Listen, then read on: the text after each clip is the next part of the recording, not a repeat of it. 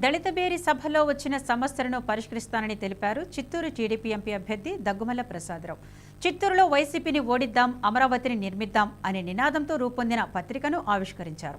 రాష్ట్రంలో దళితులు వెనుకబడి ఉన్న విషయం వాస్తవమని, స్వాతంత్ర్యం వచ్చి సుమారు 75 ఏళ్లు గడుస్తున్నప్పటికీ దళిత గ్రామాల్లో కనీస మౌలిక వసతులు కూడా లేవన్నారు. దళిత గ్రామాల్లో శ్మశాన వాటికలు, మరుగుదొడ్లు, రోడ్ల సదుపాయాలు కూడా సరిగ్గా లేకపోవడం విడ్డూరంగా ఉందన్నారు. దీని రూపుమాపేందుకు తాను ఒక దళితుడిగా దళిత బేరి సభలో ప్రతి నియోజకవర్గ కేంద్రాలు ఏర్పాటు చేయడం జరిగిందని తెలిపారు.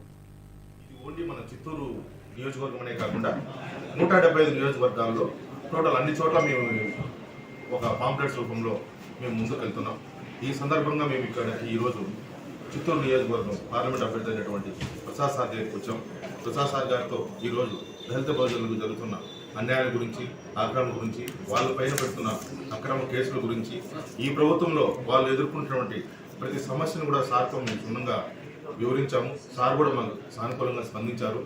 ఈ నియోజకవర్గంలో మన ఎంపీ అభ్యర్థి అయినటువంటి మన ప్రసాద్ సార్ గారిని అత్యధిక మెజార్టీతో గెలిపించుకోవాలని మేము ఈ నియోజకవర్గంలో ఉన్నటువంటి దళిత బహుజనుల కాలనీలలో అంటే బీసీ, ఎస్టీ, మైనారిటీలలో అందరిలో కూడా మేము చైతన్యవంతం చేస్తూ ఈ వైసీపీ ప్రభుత్వంలో ఈ ఎస్సీ, ఎస్టీ, బీసీ, మైనారిటీలు ఎంత నష్టపోయారు, ఇంకా ఈ ప్రభుత్వం వస్తే ఇంకెంత నష్టపోతారు అనే విషయాన్ని మేము ప్రతి ఒక్కరికి వివరించుకుంటూ ఇది ఇప్పటి నుంచి వచ్చింది కాదు, గత 2000 సంవత్సరాల నుంచి మేము అనుభవించిందే.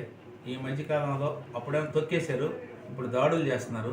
ఎవరికన్నా కూడా దాడులు చేసే అవకాశం ఇస్తుందంటే పోలీసు వ్యవస్థ ప్రభుత్వానికి అనుకూలంగా పనిచేస్తే ఈ దాడులు జరుగుతూనే ఉంటాయి.